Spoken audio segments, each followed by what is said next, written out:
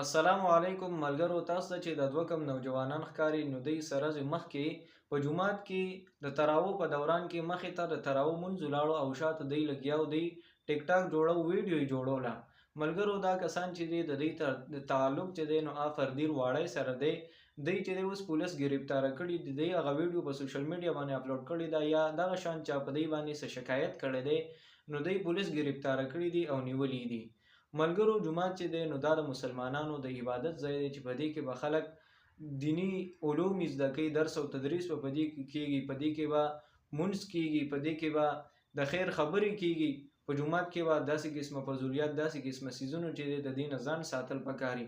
نن سبا که موږ او تاسو وګورو نو زموږ زیات مؤمنان مسلمانان چې د هغه یو بل سره په زړونو کې بغض او حسد دي، زیات تر هغه خبرې چې نو هغه جومات ته راړي چې کم د شر او د فساد خبرې نو هغه موږ جومات ته راړو. او جومات کې ان تر دې چې یو سړی د الله تعالی عبادت کوي نو د دې نه منع راغلی دا چې ته په هغه باندې سلام ونه کړې نو دا ښه خبره ده.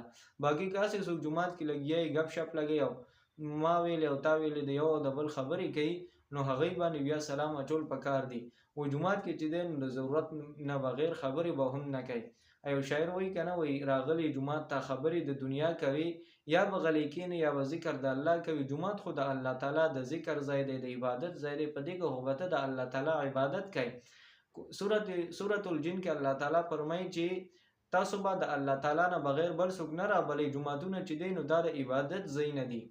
محترم مسلمانانو ورونو، د داسې قسمه حرکتونو نه په جوماتونو کې ځان ساتل پکار دي. بل فضول خبرې بل زموږ خلکو کې یو عادت دا هم دی چې اکثر ماشومان جومات ته راشي نو دوی هغوی ته ګورېږي او لګیا یې څه وایي چې په څه چل وزن باندې دوی د جومات نه وباسو. ملګرو که داسې ماشومان چې هغوی خپل لوی بول واړه بول دا نشي سنبالولی نو هغوی د جومات ته راوستلو نه پرهیز پکار دی. پکار دی چې هغوی جومات ته رانه وستلی شي.